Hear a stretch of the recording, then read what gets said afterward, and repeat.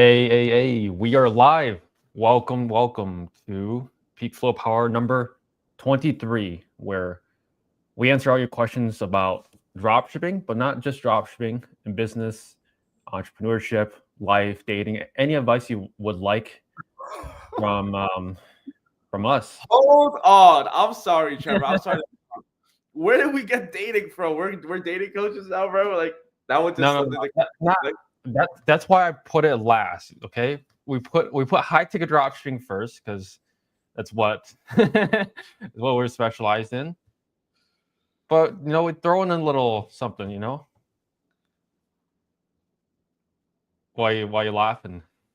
No, I just thought it's funny. Like I just thought no, it's true. It's very true, guys. Okay. Yeah. Life, you have many different areas to cover. And if you don't have the right person around you, your business might crash. It's very important to be a man of all trades, jack of all trades. Do you think business and life, like, they go hand in hand? Whenever you're doing well in business, does that translate to your everyday life? Absolutely not. No? For me, I mean, so I'll have many days where the business might do well, and then the personal life, it's got into a fucking argument. Or I'm having a great day. I just hit a game-winning shot, boom, boom, boom, like in my personal, like something's good, and then it's like, oh, I gotta order, but I have to refund. Happens to me all the time. So for me, it was like absolutely not. How about you, Trevor? When you put it that way, yes, I do agree, but I feel like it goes more so for me. If I'm doing well in business, it translates to everyday personal life as well. It just depends. Like, if both are doing shit, then I just feel awful. But if both are We'll doing fall well, off together, Trev. No worries. We'll take the pain together, my brother. look, every time you face pain, you tolerate it 1% better each time. So it's like the first time it absolutely sucks, but the second time you can kind of tolerate a little bit better, and then after that, it's like you expect it. So what? Like, this is just life. Yo, Trev, let me ask you a question. This is fucked, but I'm gonna ask it to you, okay? Yeah. How long you been doing business for? Like around, estimate. Like how many years? I started my LLC at 18, so 4 years ago. Okay. So you spent about 4 or 5-ish years 4 going years. through like pain and being uncomfortable. Would you agree or disagree? Just like learning new things, change, Oh yeah. right? And you ever heard that saying, like, people would rather die than change? Heard it this morning. Right. So you just went through years and years of consistent every day pushing through, being like uncomfortable, disciplining, keep it, like, just keep going, only to find yourself one day, okay, maybe like you could take a look back and it's like, you, like, let's say you made it, and then so the dream outcome is to do nothing.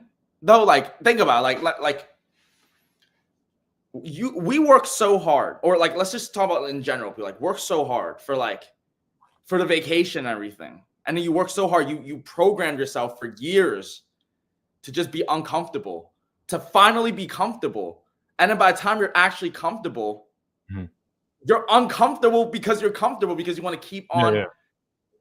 You need the stress. What are your thoughts on that? Yeah, I agree, because like you said, you asked, like, what if you made it? Look, I feel like we already made it at one stage, but then we just up the next level, because look, Right. if you're not progressing forward, then you're regressing. So I feel like life is a video game. If you're not always playing the next level, then how fun is it just to play the same level over and over again, not facing new challenges? It's like, it gets boring. So that's why it's like you want to try new things, just like in a video game. Trevor, so wait. On that thought, on a video game, real quick, right? Before we go into the questions, on a video game, which would piss you off more? Would it piss you off more going up against a undefeatable opponent, like a boss? You're like level 1 and he's like level 99. Or would you be more pissed if you're just stuck in the game? Like, you ever just stuck in like one part of the game, you asking all those NPCs and you're stuck. Which pisses you off more? Well, how I see it is like if someone has done it before, that means it's possible. So either way, I mean, either way, both of them piss me off. But it's like, which one's more though? Which one will piss you off more? Well, I guess the unfair advantage, like level 1 versus level 99. Oh, really? But at the same time, it's like, this is life. Everyone is born with different traits. Some people are better at certain things than others, and it's your job to make your traits better so that way you can beat the final boss. But even after you beat the final boss, you want the expansion packs. You want to do more. It's like, it gets boring. Right. You know? No, it's interesting how your mind works. We definitely think similar in some ways and different in others. I would hate the maze. I hate getting stuck in games. Fuck. I hate getting stuck. I rather just go and try again and lose and try again against the boss. I'll keep trying. So that's interesting. That's where your head went. That's cool. Yeah. That's pretty Never cool. really Fun to think about. All right. Let's go. Mahmood, what's up? What's up? Kurt says, hi for those high-tech items. But like most of those need a lot of time to learn. How about you guys? Do you spend a lot of time to learn the products from each niche? Yeah, that's a good question. I would say not a lot of time, but if you're doing the customer service yourself in the beginning, which I recommend, you're going to naturally learn about the products as you talk with the customers. But now it's even easier to learn the products because, look, if you just close a supplier, you tell ChatGPT, hey, pull up all the information. I would just recommend using Grok. It's even better than ChatGPT. Use Grok 3. And then just tell the supplier that you just closed, get all the summarized details, and put that into a Google Doc. Build it into SOP so that way your customers and your sales reps know more information about the brand. Yeah. For me, I think it's imperative to learn more about your products these days, especially if you're going to run ads to suppliers. Other people might be doing it. Same pricing, maybe a few different offers. You're going to speak with the client, and it's always good to learn how they speak. Again, I actually was telling this to my to a team the other day too. It's like there's pattern in the volume. So as you get more calls, as you engage more in your niche, you learn that market, you're going to see the few keywords that they just be saying, bro. Like for me, they say like centerpiece or vintage. So they'll say those words like that. And I put that into like descriptions. I put that into when we're talking to them, we use those words. And it just shows that like we know the product or the customer will feel like that. And that definitely helps with building trust and also authority with suppliers as well. Yeah, it's a really good way to like understand the products really quickly. But yeah, terms like centerpiece, vintage, I feel like such like boomer words. It's like nobody. Oh, that's true. Yeah, if you think about it, like us, we never used words like that. But yeah, whatever gets people's attention. Timeless. That's another word. Timeless. Yeah. Can you do another supplier role play as a brand new store with 0 sales? I think, Marcus, you did plenty of role plays. Oh, but as a brand new store with no sales, so I can't use my own credentials though. I can't be like I'm Marcus Slam. I have to be Jacob Gendon. Dude, he's saying like okay. I mean, let's try for fun. It might not work. It might work. Trevor, you could be the supplier. All right, you can call me. Hello. Hello. Wait, no, you're supposed to say hello. You're supposed to say hello. Okay, my bad. Yeah, ring. All right. Do. Hello, this is Max from Legion Furniture. Hi, is this Legion Furniture? Yeah, what's up? I was wondering if you had a dealer program available at the moment, please. Yeah, we do. You can fill out on our website. Okay, I mean, do you need like more information before you do that? Do you just like let every dealer just fill out on the website, or like?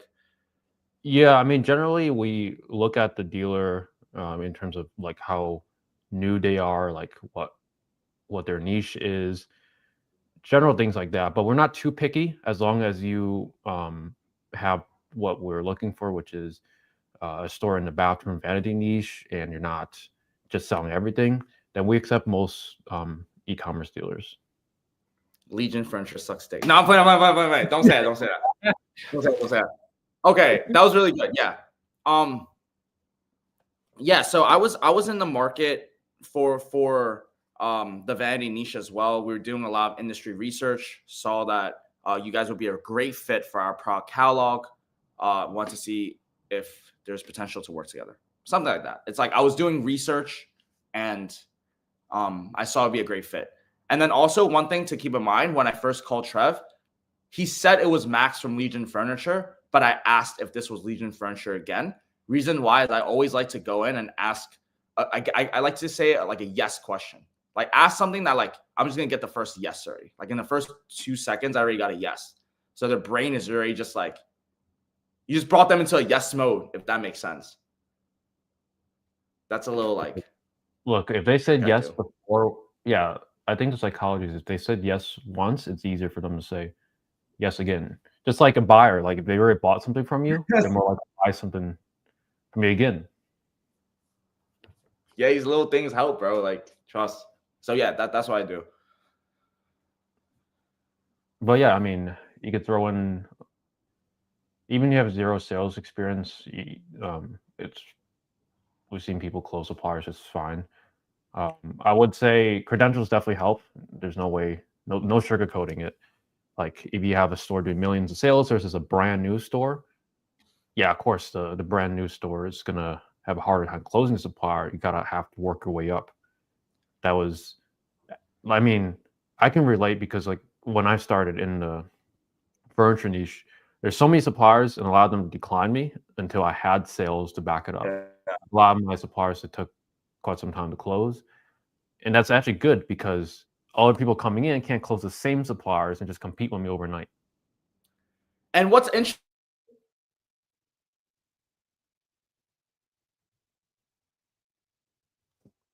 Yo, what the? Did you hear Did me? you did you lag? You just froze. No, I didn't lag. I said it eloquently. I said, what I say? I forgot what I said, guys. I'm sorry. On my screen, you just froze. Well, it's okay. I think the Yeah, people heard. Yeah. hopefully people heard it. I am new. What advice can you give me to get? I've watched a total of 3 days worth of videos from Trevor's I'm channel. love what you guys are doing. 3 days worth of videos. That's a lot of 3 videos. content. Well, I hope Oh, you enjoyed it. Like 3 days, like 24, 48, 3 days 72 work. I hours. thought you just did 3 videos. I thought you just watched one video a day for 3 days. Yeah. Love what you guys are doing. Keep up amazing work. Appreciate it, Ronald Sadia. Probably butchered the name. But what advice is, I would say what keeps most people that watch the content from seeing the results that they want is really just taking action because yes, a lot of people can watch it, but most people don't end up doing anything with it. Like they don't start the store, they don't start the LLC, they just consume and consume. And at some point you just have to recognize like, hey, all you're doing is just consuming. You have to take action. Otherwise, you're just gonna be in the same position you were 3 days ago.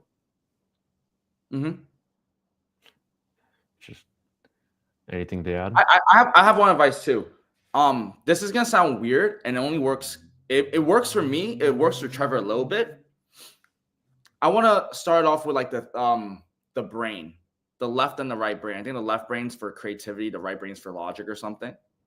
one of the best ways that I found to absorb information, because that's what you do when you're like first starting, it's like you have to like consume content.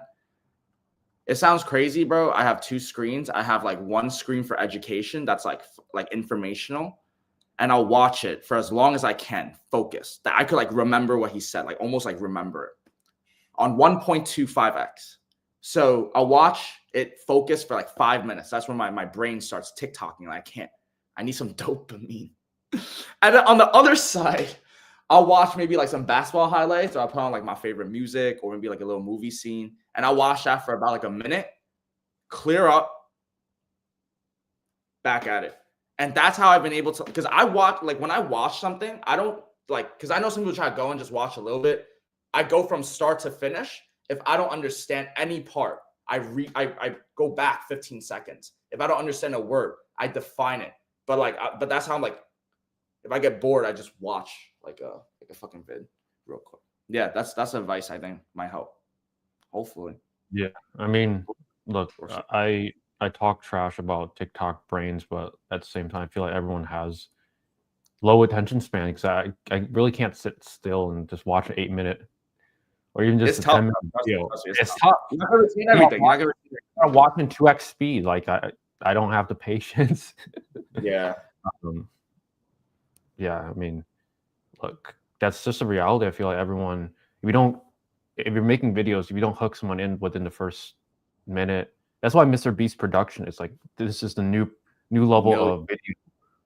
Anything lower than that, people are just not going to watch as much anymore, because the new standard of video is all this hook to keep you engaged and constant dopamine to keep you watching.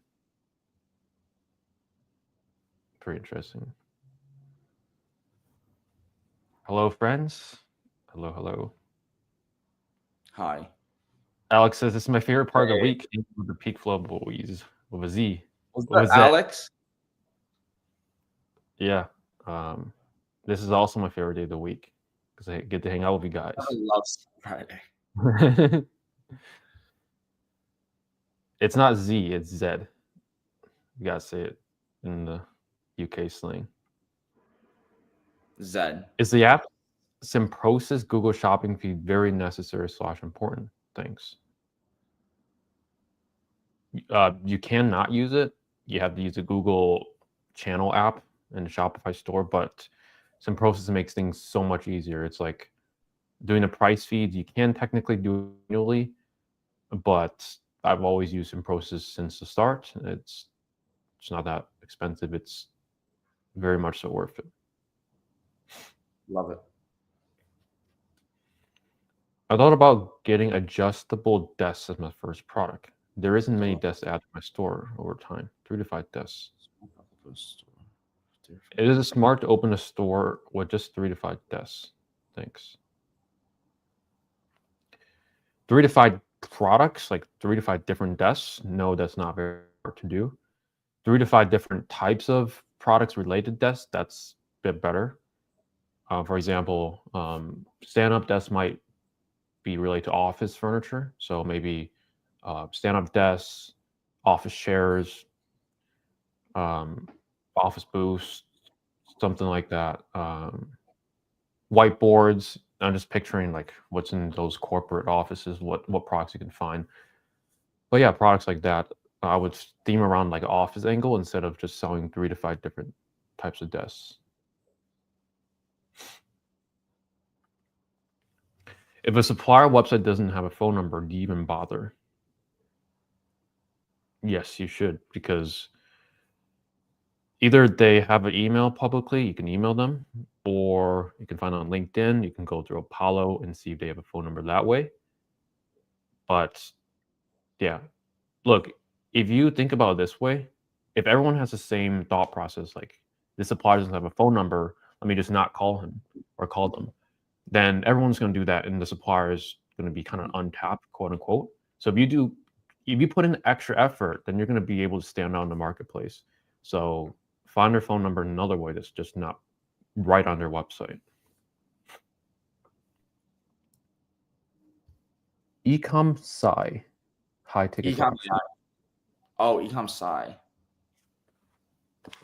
Just looking at the profile pic. Does Meta work for high ticket? Do you prefer Google? Yeah, Meta works for high ticket. It's not what we specialize in. We found Google Ads to be very consistent. Been running it. We haven't even shut off the original campaigns we've been running. It's very consistent. Been running Google Ads for 4 or 5 years.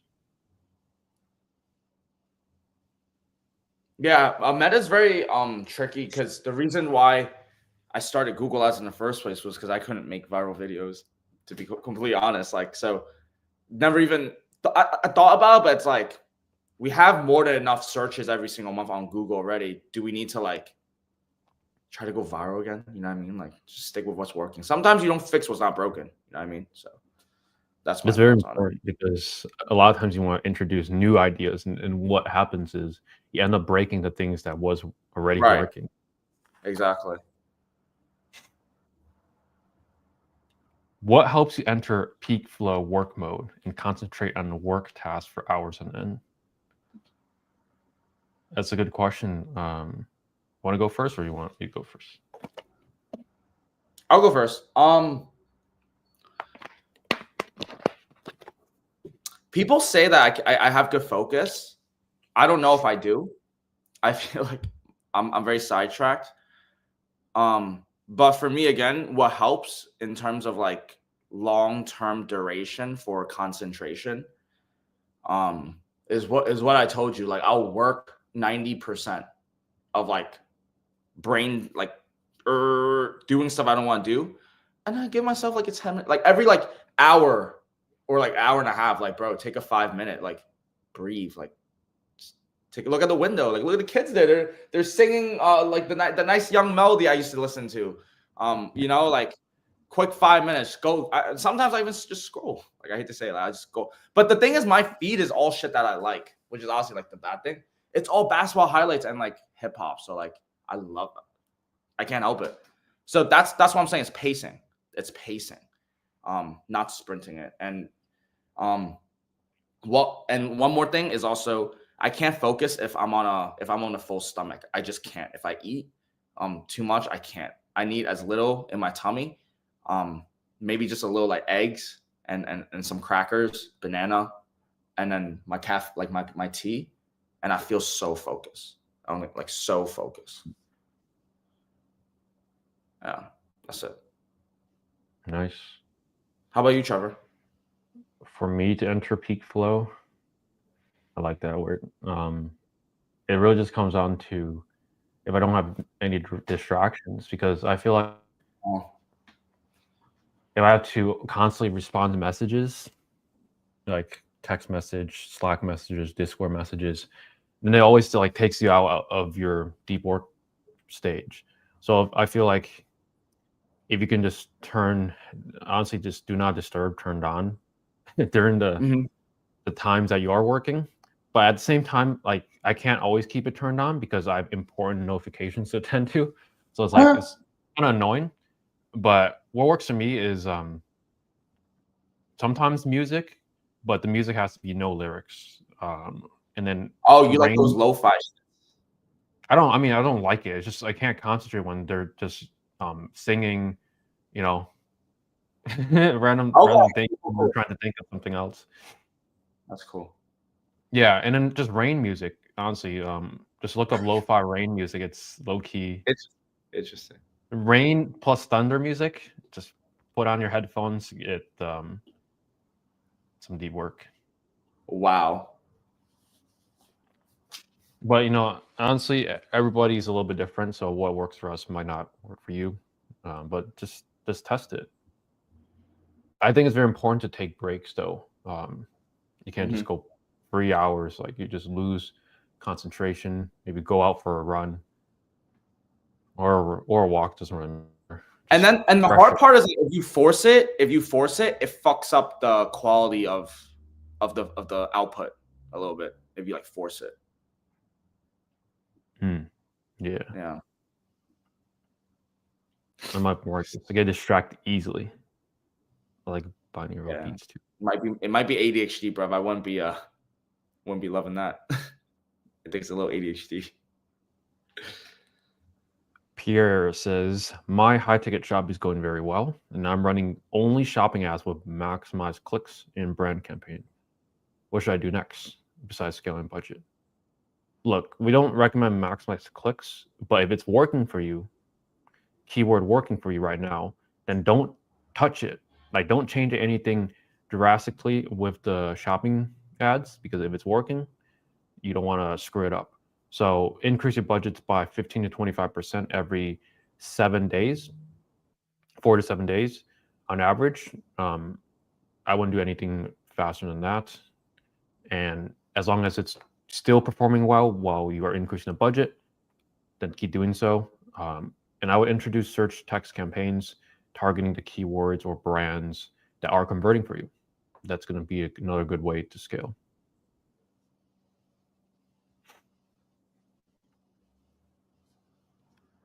Sure Bet Squad says, outside of ads, how would you scale B2B wholesale dropshipping?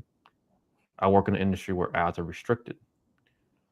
Well, if you can't do ads, then the other way is just going to be organic. Either it's going to forums, going to communities, groups, going to, or just doing SEO, any means of organic. And also, instead of inbound traffic, you can do outbound, which is going to be cold calling, cold email. Those are most effective outbound strategies, targeting the industries or the businesses that are in your industry. You just have to see what outbound or inbound strategy works best for your industry. And then once you find what works, you just want to double down on it. This is interesting name. It's a bunch of lines. Yo, have you ever had ads stop performing after changing budget or bids? Went from 10K weeks to 0 after upping budget way too much. I usually look at sales pipeline. Like if something's wrong with my ads, there's two things I look at. I look at cost per acquisition, so how much it costs to get a client. If it just like all of a sudden drop, then I'm looking at like the keywords, like what's going on with the words, and then I'm seeing if there's leads coming into the pipeline and just assessing if it's like a sales problem or if it's a marketing problem or if it's an industry problem. Yeah, I mean, I feel like I faced this quite a bit after changing the budgets or bids. Just especially with high ticket, you can have 10K weeks, which is maybe 5 orders, and a week could go by and you have 0 orders. When you're not spending much, the fluctuations in sales is pretty drastic. For me, until I was spending like 300 plus a day, that was when I was getting more consistent sales, where I could do like sales forecasting. But yeah, I wouldn't panic. The main thing is it's been a month without sales. Yeah, then wow. you screw something up.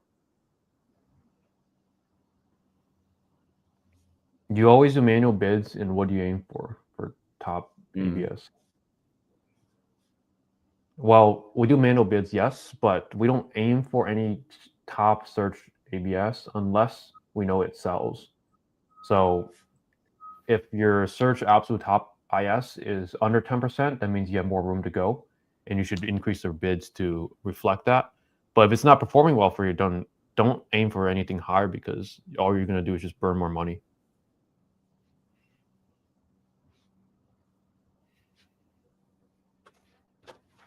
FBA team 24/7 says, hey. Trevor, what's a healthy search absolute, you think, if it's like a good brand? 80% market share? 70? For something that's 100? Selling well for you, you want to get as high as you can without it. No, with ads, it's always about logical position. Right. I mean, you know what it is, but for people that don't know what it is, it's like if you sell something that has $1,000 margins and you're paying $500 to acquire a customer, and your bid is at $10. Look, if you increase your bids, you're going to pay more to acquire a customer, but you might acquire more customers out of the same budget that you spend. So it really just comes down to how much you want to pay for acquiring each customer, and if it's worth it to increase the bids to get more sales, but you're making less per sale. Right. Makes sense. And the best way to use or find that logical positioning is by using something called the bid simulator, which is all inside your Google Ads. It's that little graph icon that's next to your bids that you can click on that will simulate your bids, your current bid, your bids if you were to increase it by 10 cents, 50 cents, a dollar, whatever. And it will tell you like, hey, if you increase your bids by $1.50, you'll get 10% more clicks, and you will spend 50% more. So you just have to use the bid simulator to find that logical position, because every product has a good sweet spot that you want to place your bids for optimal profits per sale. Very interesting. Great answer. I didn't know comments could talk to each other. They could. That's cool. Yeah. The Cat Corner asked if they could get LLC, and then they answer, you need LLC. Hmm. Oh, because they're on the same YouTube. Yeah, you have to be on the same YouTube. How many days will it take to close a supplier? Sometimes it could be like on the day of. Sometimes it might take like a week. Sometimes it's like all answers the answers. Like it really just depends on the supplier and how well you spoke with them. Yeah, there's no correct answer. Yeah. It depends. The answers those answers. I hate that answer. It's like whenever I want a straight answer, it's like it depends, but it just does. Sometimes you can close same day. Sometimes it can take a week or 2 weeks. Sometimes what was the longest brand it took you though? What was the longest brand? How long did it take you? 2 years. Yeah, that's a record. I don't know. No supplier took 2 years. Well, that supplier, they don't accept online dealers. They don't, right? Yeah, they don't. And you need a brick and mortar too. Yeah. Which is so stupid though. I was just talking with a supplier like yesterday. We were talking about it's like you have like some dealers that like literally just have one little brick and mortar in Brooklyn, and then they're doing like 50 million in sales online simply because they just have that brick and mortar thing. Because all the logistics they're doing the dropship model. I think, and that's what like my industry is starting to see now. Hopefully, it's gonna get more like the logistics and all the supply chain for the suppliers. They start changing, just blending it more away from brick and mortar and into e-com. I see that happening with like mad industries. You want to you know what's crazy, Trev? You know how like the convention was like a week ago. My suppliers, or like the ones that I work with, they had the biggest booths. What does that mean in the whole entire like game? It means that like the ones that were doing the e-commerce program, they were actually killing it because they fixed the logistics to match with online.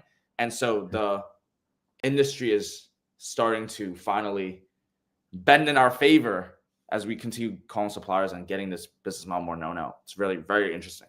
Very interesting. Yeah, I feel like with this business, it's very similar to FBA. Right. It's like if you don't have any Amazon sales, you're not probably closing a lot of wholesale suppliers. You got to work your way up. And the longer you're in the game, the more of a leg up you have against other competitors. That's just the truth. Right. Do you run ads to products selling for less than 1,000 and less than 500, assuming 20% margins and 500 monthly branded search volume? I don't do anything less than 500. I usually cut that part off for the ads, and anything above 1,000, I do advertise.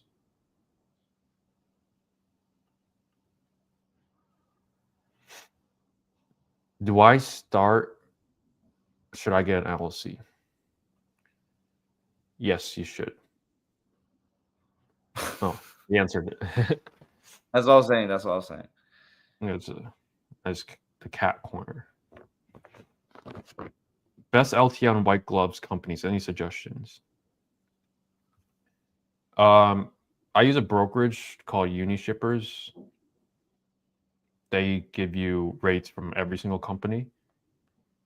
But personal trucking companies, I've used Estes. That's like in the middle. Like it's not crazy expensive, not crazy cheap, so they don't damage everything all the time. I've used Pitt, Ohio. I've used Old Dominion. Old Dominion is usually the most expensive. Roadrunner is always the cheapest, but they always damage stuff all the time. So I would stay away from Roadrunner. But yeah, it's just I know all the companies. yeah. Look, I've done so many shipments through Unishippers. I have the data to back it up in terms of like what damages happen frequently for my niche.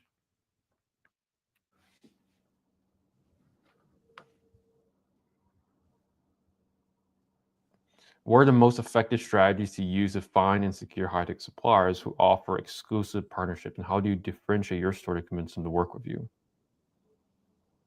What are the most effective use to find secure? Yeah, let me take this one. In terms of differentiation, the easiest differentiation is going to be the tonality of your voice. There's many times. I don't know what it is. God willing, God bless, is like natural for me now. Whenever I'm on the phone, you could just hear that like,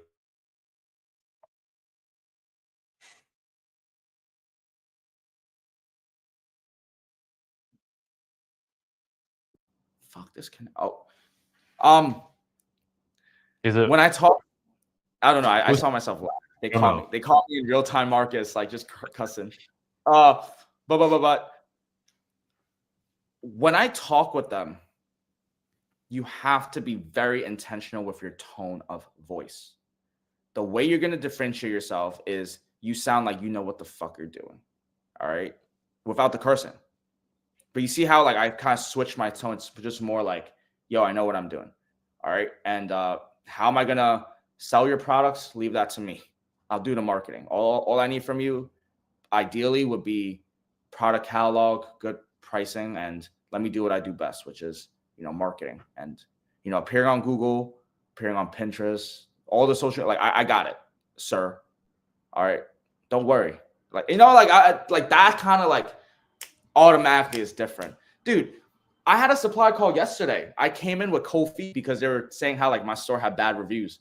Yeah, because it did have some from the earlier days. And I literally, that was the first thing I said. Listen, I was like, I know that if you actually go on my store, you have some reviews from a few years ago, very one star. To be completely honest, yeah, I fucked up. I even cursed. I said I fucked up because I was in the trenches and I was trying to understand this. I didn't know it, but now I do. And so now that's why I'm coming here today. I have like the systems, I have the customer support. I know what I'm doing. I can show you in real time. I just need a chance. Boom. But with the 1-2. Boom. And that's it. That's literally it. It's the tonality. It's the tonality. That is it. That is it, my brother. So I'm in Dubai, but it's kind of expensive. So is there any other option to get online? You can use doula.com/PeakFlow. I think it's around $350 to get an LLC. There's other companies like LegalZoom, relatively similar pricing. Dubai's comics. Mr. We'll just call him Mr. No Name. I'm in Sweden and start LLC for like 500. I know there's even cheaper agents. 500 is okay. Expensive. 500 is kind of expensive, but yeah, it should cost around 350. I can't see the chat. Can you? Yeah, you can't because you're on Twitter. You have to be on. Shit, who is this guy? Ecom side, bro. You got me interested. I'm sorry. Are you pulling up Sandal? Yeah, he's high ticket dropshipping. I think it's a she. Cool. Oh, is it she? That'd be so my fault. So how do you run B2B Google ads? Are they mainly search text ads? Well, Google ads can be B2B or B2C because businesses, they go on Google to search for products or services. But yeah, shopping or search, they're still targeting B2B, but you're not specifically targeting only businesses. The only way to specifically target businesses is just like cold email, like scrape people relate to your niche. For example, selling, I don't know, furniture. You probably would target interior designers, something like that. I want to add something real quick. B2B, what you could also do is like to capitalize on the traffic that you get, like depending on who you're targeting, whatever, like if you have an option on your page where it has like the the business program, that's what I recommend, like putting that on your page. So when you're running ads, because again, you can't target business owners directly unless you use like the Apollo cold email, but you can make use of every visitor that comes on by offering like, a special project discount or whatever, something like that. Yeah, B2B program, trade program, some shit like that. Something to cater towards the businesses. What's your minimum margin before running ads for it? I ran ads for stuff in 10% margins after shipping and everything, but I wouldn't really recommend anything lower than 15. I have one brand I still run ads for that's 15%, but they have free shipping, 15% after everything. But they sell really well, so I don't really mind the lower margins. They're pretty good to work with too. But generally, like 15% is like a cutoff for me personally. Same. Well, I was banned from a free school group. I honestly just asked like 2 questions about VAs that actually need help.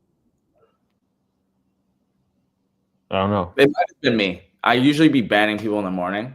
Might have just thought it was Ben.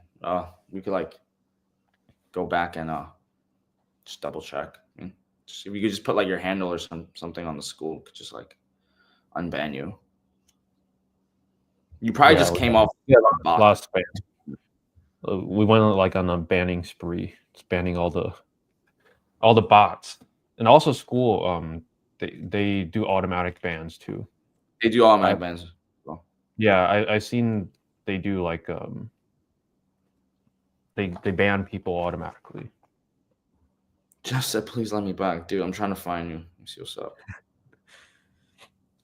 I don't even know how to find you. Let me see. Let me see if I can do it. Jeff, ratio. Fuck, it doesn't work on my phone. I don't see your name, Jeff. That's the thing.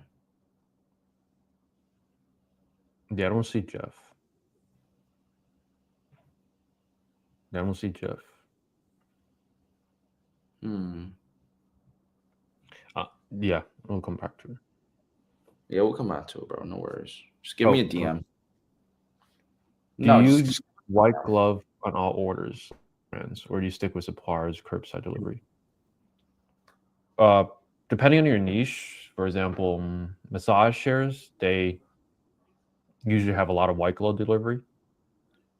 But let me see, do you use white glove on all orders?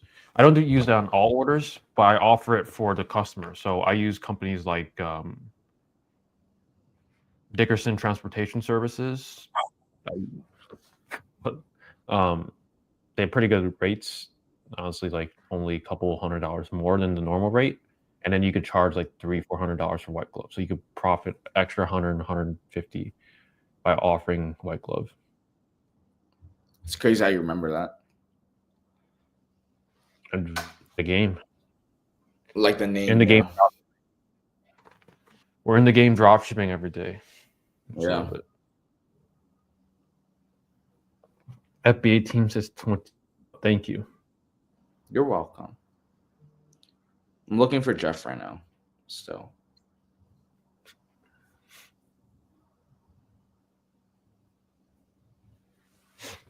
Wow, we have 65 members. It's clip Jeff. I didn't see you. My bad. We'll have to check it later. I didn't see either. It's kind of weird. You'll be okay. You'll be okay. But yeah, just imagine 65 people right in front of you. It's kind of crazy. Yeah, but we got to figure out the Jeff thing though. I really don't see. I don't know how to ban you. Yeah. When I publish my store, how many products should I have in the start? If you're talking about demo store, you should have 5 per collection. minimum. So you should have at least 3 to 5 collections.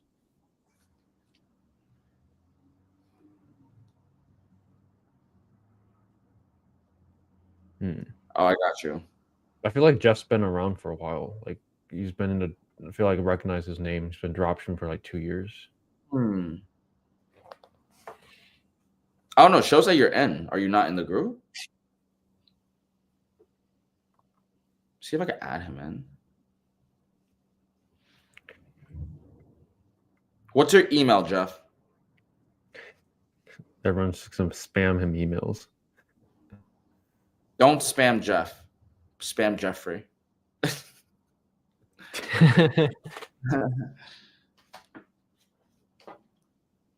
Yeah, I'll ask him what's the email. Any other questions? Maybe on IGs or anything, Trevor? IG says, how much you made dropshipping? Next question. We made enough to keep going. Next question says, wait. Yo, Trev. Yeah, I actually found Jeff. Nice. Let's talk a little bit about not business real quick for like 30 seconds a minute. You see, so this is a good example of like my brain kind of got a little like, I need a little more. I need some. Yo, I did the cold plunge this morning. I did the cold plunge this morning, and it was crazy. It was mad cold, and I felt like 1,000 needles on my body. But now my body feels so relaxed, so good. I recommend it. What are your thoughts, Trevor? Do you recommend cold plunge? And not the niche, Trevor. I know you just it goes into dropshipping. Not the niche, Trevor, cold plunge. Oh, I was thinking about cold plunge dropshipping. No, I personally hate cold plunge, but yeah, I would do it every day if they had it at my gym. So when you come to New York next week, guys, because next week we're gonna have our special power hour with Trevor in New York. Trevor has to help set up the technicals. But basically, Trevor, we might have to hit the cold plunge, bro. One time for the one time. Yeah, let's hope. What's the weather in New York next week? Don't matter. It don't matter, bro. You know Russians. True. They just go to the ocean, bro. Fuck the weather. Not playing. But it's gonna be. I was looking at Miami. Yo, this guy Alex trying to sell to us. He said 50% off on their map. That's funny. You'll be the first guy I hit up. Just let me know your store. I need a dealer. The customer service better be A1. That's all I'm gonna say. Yo, like, look, if you scam us, we're finally charging. Oh my god, you gotta say all that, Trev. Kidding. Did you figure out Jeffrey? Yeah, I'm banned him. Okay. Yeah, dude. If you need a code, if we're gonna get a cold plunge, we're probably going to have to come to you, Alex. So I didn't know Alex sold cold plunges. Well, he's gonna be selling us for 50% off. For it. He's gonna help pay for it. 50% We'll buy from you. We'll buy from you, and then we're gonna resell it. How much should I budget a month for Google Ads for the first 1 to 6 months? You should have a rolling budget of at least $1,000 a month or $33 a day. So rolling budget means like if you make more than $1,000 a month, you should be more than sufficient. You shouldn't be in a bad situation where you have to be trying to pull money from somewhere. Yeah, $2,000 I think is good. It's a good number. No joke, eating spicy food makes you feel better at cold plunging. Do you like spicy food, Marcus? I actually really like spicy food. Okay, I like spicy food too, but how much can you tolerate it? Like, remember like Sri Lankan food? How'd you like that? I hate it. Too spicy. It's too spicy, right? I'll tell you what it is. I really liked it. Probably for the first 5 days, I liked it, but we were there for like 9, 10. So every meal and the spice was crazy. Yeah, I got really tired of it. I like mild spice. I like having a little spice. I don't need to have the absolute spiciest. Yeah. But for me, like we were just talking about like the focus thing. I put eggs, bread, and sriracha. Sriracha, to be fair, isn't that spicy? No, it's not You about know the what? spice. It's just, I just like the extra spicy flavor. Like it just adds a Okay, yeah. flavor. Do you know what goes the best with sriracha? Oyster sauce?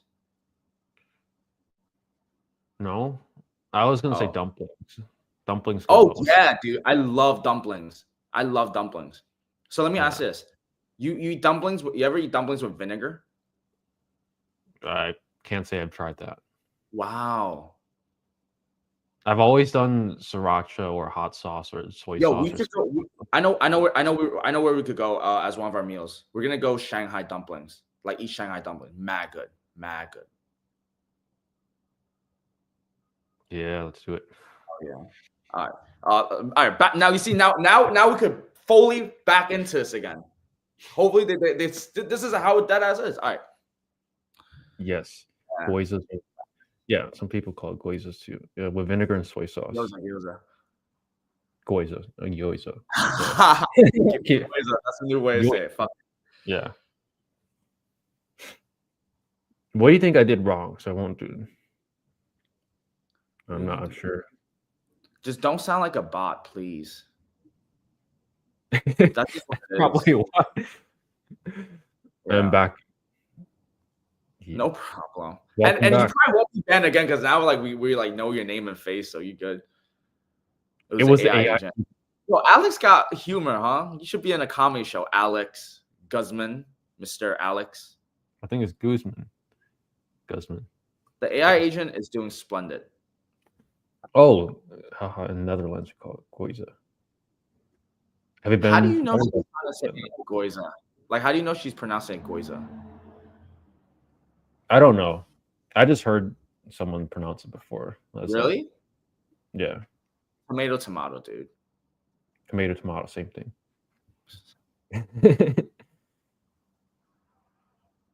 Nice. And also, yes, I was thinking, yeah, sriracha, it just goes well with everything. Yeah. Yo, sriracha has almost 0 calories, I heard. I don't know if that's true or not. I heard that's like no calories. That's I feel like gotta be everything. Wait. This is the time to show the world AI in real time. 1 second, Trev. Yo, are you there? Hello? Yo, are you there? Hey, yeah, I'm here. How's it going? First of all, I want to acknowledge, are you a human or are you an AI? Be honest. I'm an AI designed to chat and help you out. Okay. Now, based off of all of your data and your systems and everything you know about sriracha, calculate the exact calories of sriracha hot sauce. Sriracha hot sauce typically contains about 5 calories per teaspoon. 5 calories. If you need an exact number for a specific serving size, it's best to check the nutrition label. Sriracha's calorie count is quite low overall. Wrong. You're wrong. It has 0 calories. Wrong. Oh my God. I'm playing. Do label it as 0 calories. Shut up. Welcome to the world of AI, guys. Welcome. That is the most funniest interactions. Yeah. What is that profile picture? Is that like an air fryer with a? Oh yeah, what is that? It's an air fryer with a chef's hat. Yeah, chef hat. Can you sell high-ticket products sourced from China? I have a funny story. You can, but we wouldn't recommend it. You want to sell name brand high-ticket products because then you don't have to try to create demand for those products from scratch. I was in a supplier call yesterday and we closed a supplier. I had like a partner closing in. She was like new. And then we kind of closed the supplier. But then, because they're new, of course they ask oh, where are your products made? And then it got fucking awkward because the rep, the manager for ecom, he was like, well, these are actually made in China. Because it's position of luxury. It was just awkward. But believe it or not, like a lot of the brands that are high ticket products, what they did was they went to a trade show, they saw a problem in the market, they got investors or some liquid cash to go to Alibaba, message a few fucking of those suppliers. They're from Guangzhou, Guangdong. That's actually where we might be going, Trev, one day, very soon. And they just hit them up, and then they produce 1 to 2 units, get it in, and then they start pushing that brand out. Like that's, if you have money, that's how these big brands are doing it. A lot of them are actually sourced from China. You wouldn't even know, bro. I mean, yo, Trev, like remember Blaze Girls? I don't even care because they cut. Yeah, I mean, brands are literally on AliExpress or Alibaba. Just with you can get a fraction of the cost. Look, if you can go through Alibaba, get the same brand name slapped on it. Look, you just cut out the supplier, you go directly to the source. You just have to build a brand and all that. So yeah. If you were to do that, I feel like they would file like some sort of lawsuit against you. It's going to happen at some point. For what? Not buying from them. Like if the manufacturer were to sell directly to you instead of you buying directly from Blaze Grill. Yeah, because for example, a grill you would buy for 3,000, sell for 4,500. You could probably get from China for 1,000.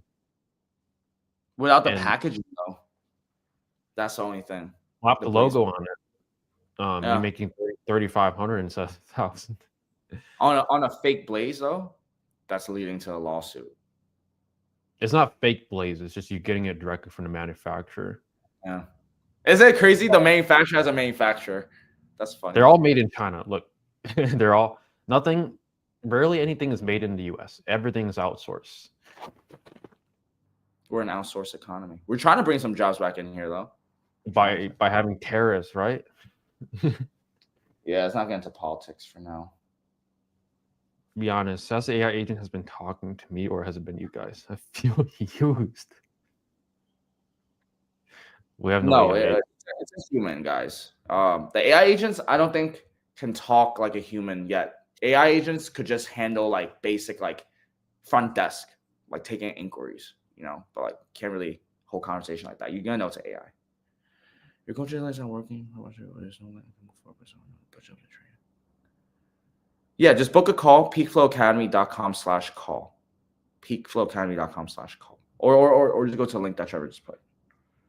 Yeah, you could just type in, what Marcus said, or ecomhighticket.com. Yeah, ecomhighticket.com as well. Here's a VA question I asked. Do you have any of your VAs communicate with your suppliers? Yeah.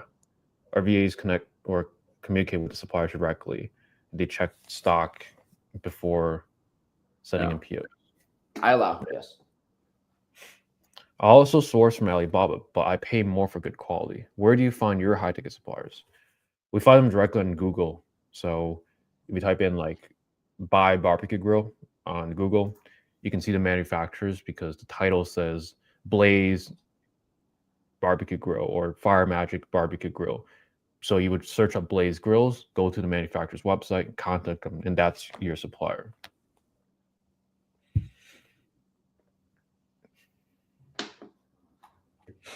But yeah, you could definitely source from Alibaba in terms of high ticket products. Just it's going to have no brand name, so you're going to rely on generating traffic profitably by bidding on generic keywords, which by all means it will work.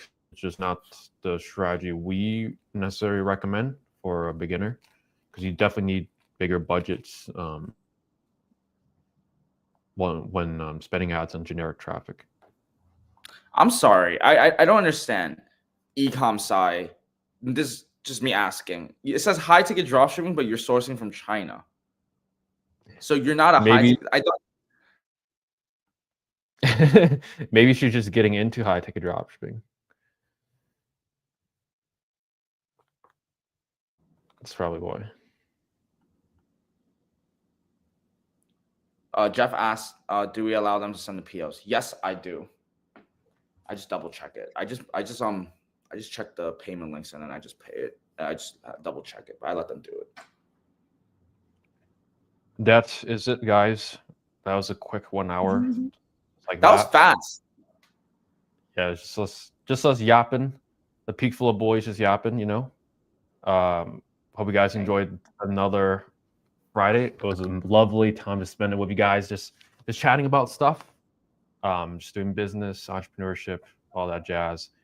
Joining next week, next Friday, 12 p.m. I'm gonna be in New York, so I'll set up the technicals, make sure we got the live going. But see you guys next Friday. Any last words, Marcus? Yeah, let's give it to Alex. We're gonna miss you, my brother. Pull up to New York sometime. If you're free next weekend, you should pull up to New York. No, I've been doing high ticket for a while. Oh, very cool. Very interesting. Would love to know how. Yeah, Alex, pull up to Times Square. I really appreciate you guys, honestly. Appreciate you, Jeff. We'll see you guys next Friday.